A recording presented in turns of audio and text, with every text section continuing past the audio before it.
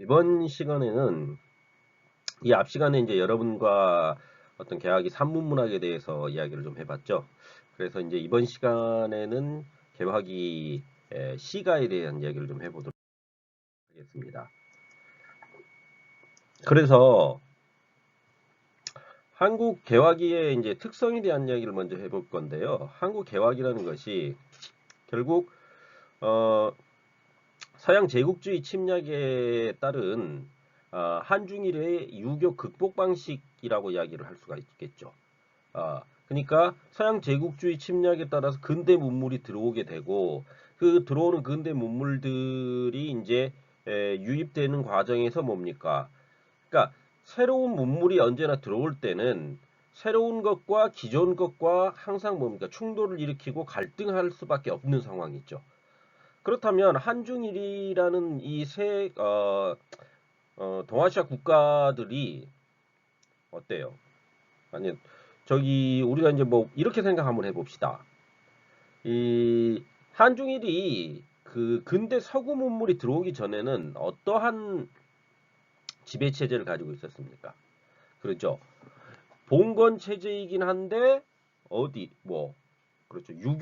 유교라는 어떠한 종교, 저 이제 유교라기보다는 이제 유교라는 것이 중국에선 유가라고 하지요. 그런데 우리나라에서는 유교라고 하지요. 어, 그러면은 유가와 유교의 차이는 뭐냐 했을 때 중국 같은 경우에는 어떤 유학을 하나의 학문으로서 유가, 그러니까 집이죠, 집. 그러니까 유학의 집 정도로 받아들이고 학문적 체계로서 받아들이는 성향이 강하다는 거죠. 거기에 비해서 한국이라는 나라는 한국은 유교라고 있죠. 하나의 종교로서 이데올로기 종교로서 받아들이고 있습니다. 그렇기 때문에 그런 면에서 본다면 중국과 한국의 차이가 있죠. 그럼 여러분들이 이와 같은 어떠한 한국과 중국 그다음에 일본은 또 조금 더 다르겠죠. 일본은 좀 다른데 일단 유교의 극복 방식을 놓고 봤을 때 어떻게 우리 한국이 이 근대 문물을 받아들이고 있느냐 했을 때 결국 그 주자학적 질서의 붕괴와 서구 문물의 유입이라는 것은 이 주자학적 질서라는 것은 그러니까 유교 안에서도 성리학, 그다음에 주자학 이렇게 얘기를 하지요. 그게 핵심이었기 때문에 그런 주자학적 질서가 무너지면서 그것을 서구 문물이라는 것으로 대체하게 되는 거죠. 어, 그렇게 되는 것이고 그렇게 되다 보니까 한국의 개화기라는 것이 유교적 가치와 어떤 서구 근대의 가치가 충돌을 일으키는 그런 약간 혼란스러운 상황이라고 볼 수 있는 겁니다. 더불어서 여러분들이 이 1910년대 한국적인 어떤 특수성 아래에서 국가가 어떻게 됩니까? 없어져 버리죠. 어, 그렇게 되니까 이 국가 상실이라는 것이 한국에 어떻게 받아들여지느냐 했을 때 민중들에게는 국가의 상실이라는 것은 어떤 면으로 본다면 어떨까요? 여러분들 한번 생각해 봅시다. 우리가 에, 지금 이제 대한민국이라는 나라에 살고 있거든요. 대한민국이라는 나라에 살고 있는데 지금 여러분들 지금의 어떤 대한민국 국민이라는 것은 대단히 뭐 IT의 발달이라든지 여러 그 상황의 특수성들이 있기는 하지만 우리 한국민이라는 대한민국인이라는 것에 대해서 뭐 자부심을 가지고 자긍심을 가지고 열심히 살고 계시죠. 그렇다면 그런데 이 대한민국의 국가가 없어져 버린다라고 했을 때 여러분들은 어떤 생각이 들까요? 음, 혼란스럽겠죠, 첫 번째. 어, 똑같습니다. 당시 조선이라는 이 나라 안에서 조선이라는 어떠한 왕정 중심의 국가 체제 안에서 왕이 없어져 버려요. 그리고 국가가 없어져 버립니다. 그리고 그 자리를 일본 제국주의자들이 들어와 가지고 자리를 차지하게 되는 거죠.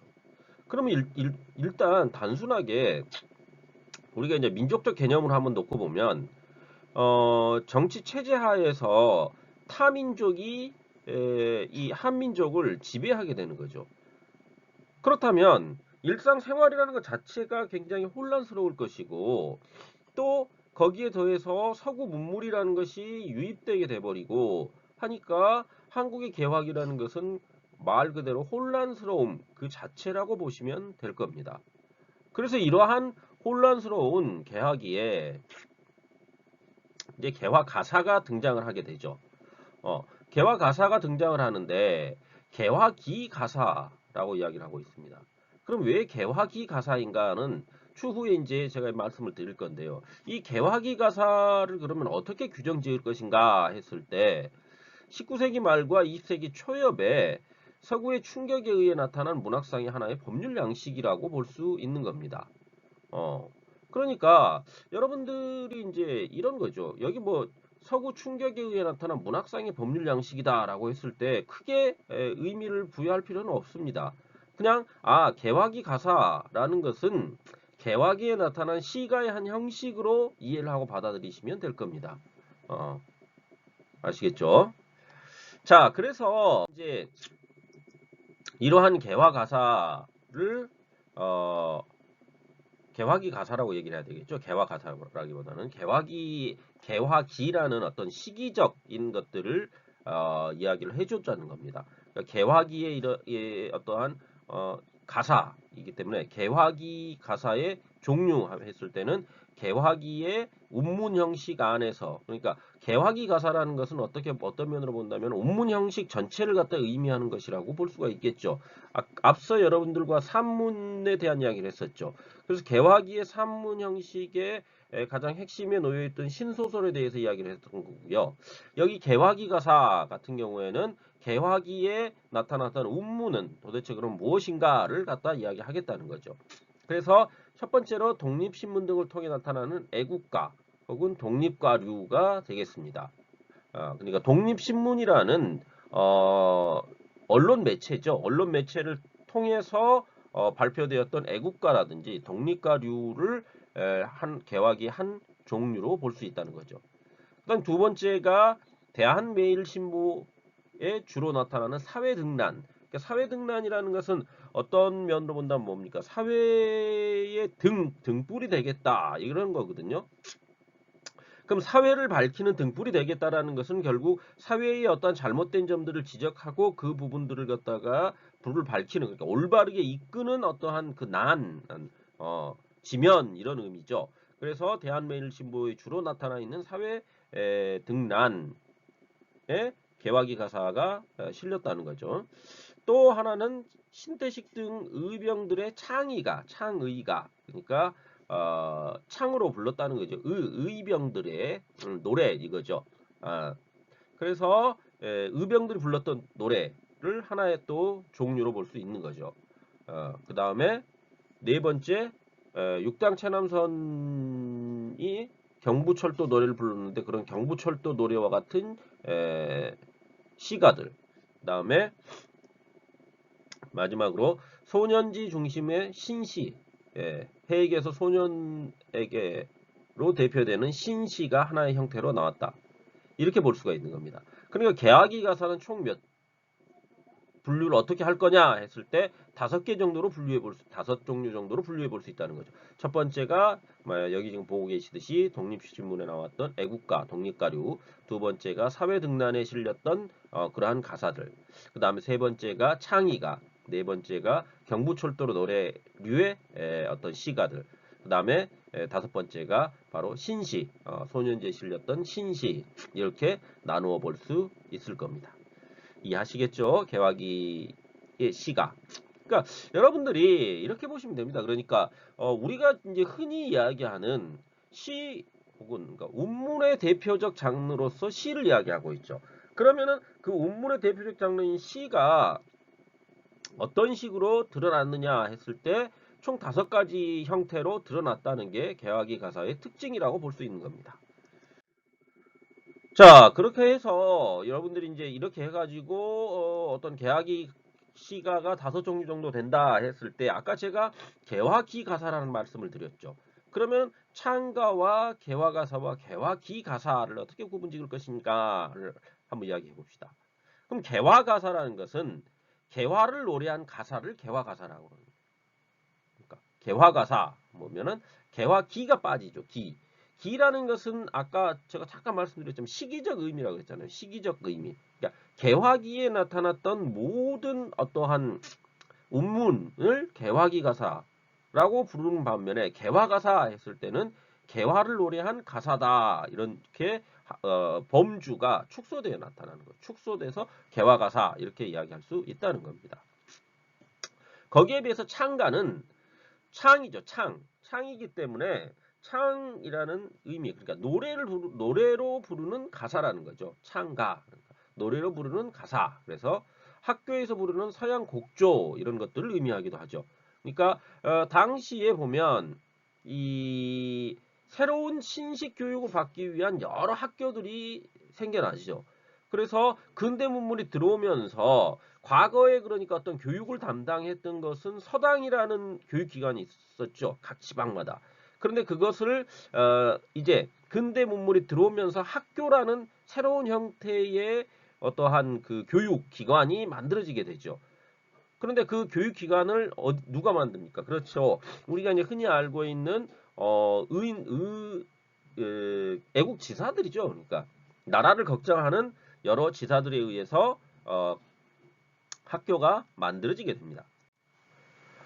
그리고 이렇게 이제 그렇게 만들어진 학교들 안에서 부르는 서양 곡조의 노래를 창가라고 불렀다는 거죠. 창가. 그리고 더불어서 이제 체남선이 어떠한 그러니까 노래로 부르는 가사이면서 학교에서 부르는 서양 곡조이기 때문에 학교에 다니지 않는 사람들은 부를 수 없는 건가라는 생각이 들 수 있는데 그것을 생각한 최남선이 육당 체남선이죠. 육당 체남선이 일반인을 대상으로 한 경부철도 노래와 같은 창가를 다수 창작했다는 겁니다. 어, 물론 이제 이런 게 있습니다. 체남선이 어떠한 그 경부철도 노래를 같은 창가를 다수 창작했는데 실질적으로 그러면 얼마만큼 이게 일반인들에게 불려졌느냐 했을 때 실질적으로 그렇게 많이 불려진 것 같지는 않죠. 왜요? 경부철도 놀이라는 것이 그 내용을 보시면 뭡니까? 경부철도가 나와서 좋다라는 결국 그 내용이거든요. 그러면 그거를 경부철도가 놓여서 좋다라는 것을 갖다 과연 일반인들이 누가 얼마나 부르고 다녔을까 생각해 보면 뭐 그렇게 많을 것 같지는 않다라는 생각이 들기도 합니다. 다음으로 이제 우리가 개화기 가사라는 것을 이야기해 볼 수가 있는데요. 그럼 이 앞서서 제가 이제 말씀드렸듯이 기라는 단어가 들어가기 때문에 이 기라는 단어는 어떤 시기적 특성을 지니고 있다라는 거죠. 그래서 창가 개화 가사가 개화기 가사 안으로 들어갈 수가 있는 거죠. 그래서 개화기 가사라는 말은 상위 개념으로서 종개념 그러니까 그 하위 개념인 개화를 노래한 것, 창가로 된 시, 신시 이러한 것들이 개화기 가사라고 이야기한다는 거죠. 그럼 개화기 가사 안에 내재되어 있는 종개념으로서는 개화를 노래한 개화가사와 창가, 그 다음에 신시 이러한 것들이 있다고 볼 수 있는 겁니다. 이해하시겠죠? 다음으로 이제 우리가 살펴보게 될 게 개화기 가사의 내용이죠. 대학 개화기 가사의. 그러면 도대체 이 시기에 쓰였던 개화기 가사의 내용은 도대체 뭐냐라는 거죠. 그랬을 때 먼저 애국가류가 있습니다. 애국가류. 애국가류라는 것은 애국가죠. 말 그대로. 애국가기 때문에 국가를 사랑하는 마음을 담은 노래죠. 우리 지금 여러분 애국가 알고 계시죠? 애국가 바로 뭡니까? 그렇죠. 내가 국가를 사랑한다는 거를 뭐 어떻게 보면은 국가죠. 국가. 국가인데 앞에 애가 붙지 않습니까? 그러니까 국가인데 사랑하는 마음이 담긴 국가죠. 여기도 똑같습니다. 사랑하는 마음이 담긴 그런 국가, 애국가류의 여러 형태가 이 시기에 드러났다는 거죠. 그래서 국가에 대한 애정과 자주 독립을 노래한 시가들이 있다는 겁니다. 그래서 독립신문에 발표된 21편의 가사와 제국신문 혹은 황성신문 초기에 발표된 대부분의 창가들을 애국가류라고 할 수 있습니다. 여러분들 앞서 이제 창가라는 것을 뭐라고 제가 말씀드렸습니까? 창가는 부를 수 있는 노래죠. 그래서 주로 학교에서 불렀다는 거죠. 창가.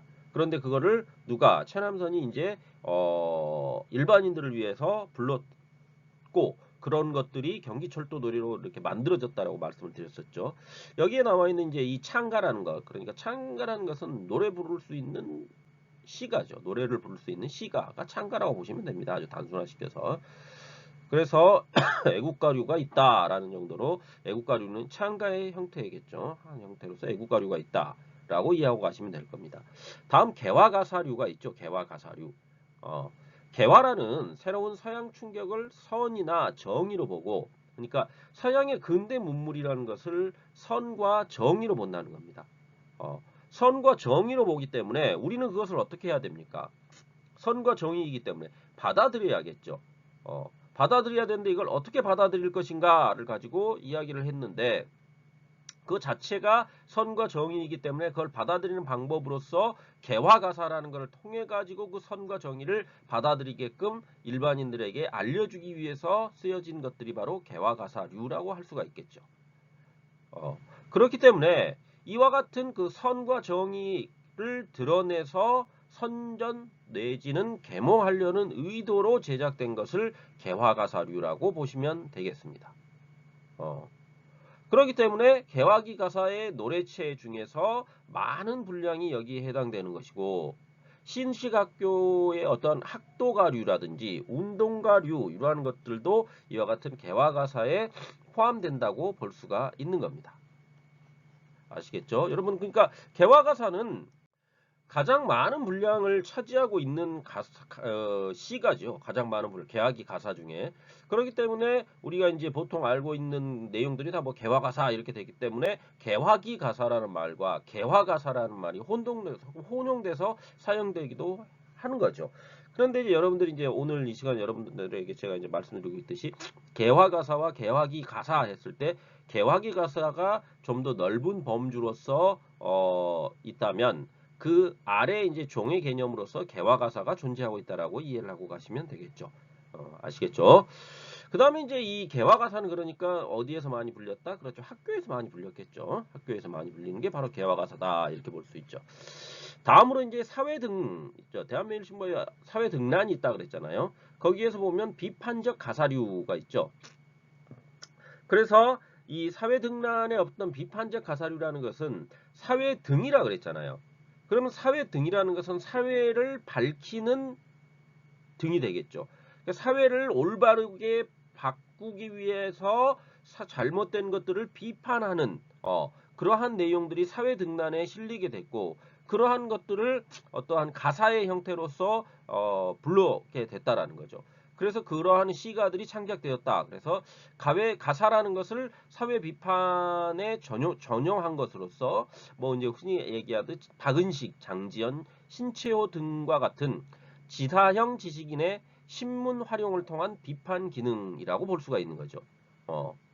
더불어서 그들이 이제 뭐 박은식, 장지연, 신치호 등이 여기 사회등란에 작품을 발표할 때는 무기명으로 했다는 겁니다. 무기명으로 하다 보니까 누가 썼는지 모르게 해놓는 거죠.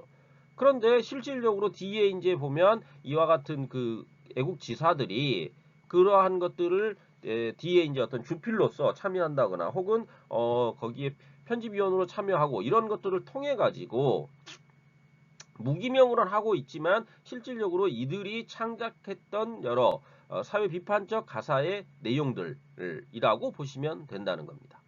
아시겠죠?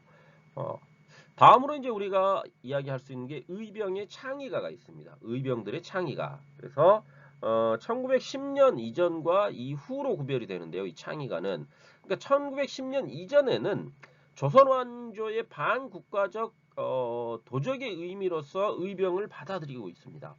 그러니까 조선시대 때에는 의병이라는 것을 여러분 생각해 보세요. 의병이라는 게 과연 어떻게 인식되었을까 했을 때 그냥 조선시대에는 의병이라는 것은 의로운 어떠한 병이 아니라 그냥 반국가적 도적이다라고 그렇게 받아들였다는 거죠. 예. 그러던 것이 이제 1910년 그러니까 국가가 망하고 나서부터는 어떤 구국의 선봉으로서 이 의병이 인식되고 이러한 구국의 선봉으로서 인식되고 있는 의병들이 바로 창의가를 만들어 가지고 부르게 된다는 거죠. 그래서 자기들이 하는 행동, 뭐 창의가라는 거 결국 뭡니까? 우리가 왜 이렇게 의롭게 일어났는가를 갖다 이야기해주고 있다는 거죠. 그러니까 우리가 이렇게 일어날 수밖에 없었던 것은 바로 뭡니까? 국가를 올바르게 세우고 그 국가가 올바르게 세워야 하는데 그 국가가 올바르게 쓰지 않았기 때문에 우리가 일제를 갖다 무너뜨리기 위해서 뭡니까? 의병 활동을 한다는 거죠. 그래서 그것을 갖다 드러내기 위한 시가의 형태로서 창의가가 창작이 되었다는 겁니다. 이해하시겠죠? 그래서 이제 이상의 서와 같이 여러분과 함께 어떤 개화기 가사의 내용들을 쭉 한번 살펴봤는데요. 어떻습니까, 여러분? 그렇게 어렵진 않죠. 그냥 여러분들이 뭐 그냥 알고 있는 시가의 종류들을 좀 세분화시켜서 이제 이야기를 했던 겁니다. 그러니까 앞서 어떤 개화기 가사의 5종류 이야기를 했었고 이러한 개화기 가사가 어떤 내용들로 이루어져 있는지를 이제 제가 말씀을 드렸던 겁니다. 그러니까 여러분들이 이것을 이제 수업을 이제 들으시고 이 수업 내용을 갖다가 어떻게 받아들여야 할까 하실 때 이 개화기 가사 했을 때 어떤 가사의 형식이라는 것이 우리가 이제 흔히 얘기하고 있는 부르기 위한 노래류가 많았죠. 지금 보면 개화기 가사의 핵심은 그러니까 노래로 부를 수 있게 해놨다는 거죠. 그럼 왜 노래로 부를 수 있게 해놨는가에 대해서는 다음 시간에 또 이야기하도록 하겠습니다. 그래서 제가 총 세 가지 그러니까 세 개의 어떠한 그 영상을 준비했으니까 여러분들이 다음 시간에는 이러한 그 개화기 시가 중에 에, 좀 우리가 눈여겨봐야 할 부분들이 있을 겁니다. 그것들이 무엇인지를 좀 구체화시켜서 이야기할 겁니다. 그래서 어, 이번 시간은 여기에서 마무리 짓도록 하겠습니다. 여러분들 또 이제 2강의 두 번째 시간까지 잘 들으셨습니다. 수고하셨습니다.